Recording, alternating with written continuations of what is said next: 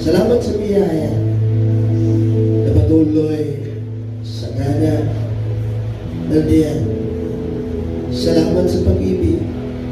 Salamat din sa Ama na aming lagi nararanasan dahil ikaw ang aming Panginoon. Ama, sa umagang ito, nais namin dalhin sa iyo ang aming mga sarili. Patawarin mo kami sa aming mga kakulangan, sa aming mga pagsalansa, sa aming mga kahinaan. Nawa iyong masumpungan ang aming mga pusong malinis sa iyong harapan. Katanggap-tanggap at maging haing buhay. Isang mabagong sabi o Diyos para sa iyo. Dalawa, maluwalhati ka namin sa umagang ito. Pagluwalhati na tanging sa iyo lamang. Sapagkat ikaw lamang nararapat sa maluwalhatian na iyon. O Diyos, kami nagkakaisa na aming idinadalangin ang aming mga kapatid na may mga karamdaman.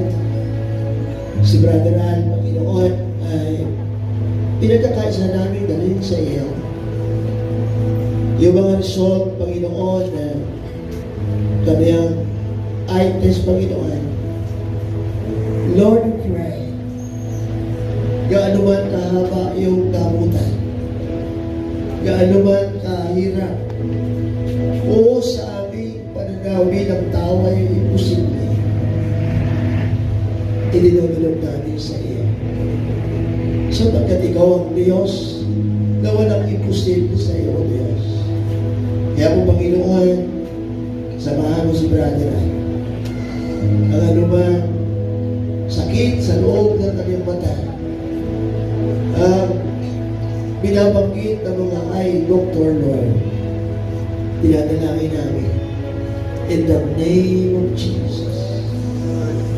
Your healing power. Palakasin mo din ang kanyang loob, Panginoon, na maging ang kanyang sambayan, ang iyong provisyon para sa kanila ay kanilang maranasan. Salamat din sa iyong paglingap sa aming kapatid na si Ate Claire. Patuloy namin dalangin ang kanyang pagaling, ang kanyang paglakas. O Diyos,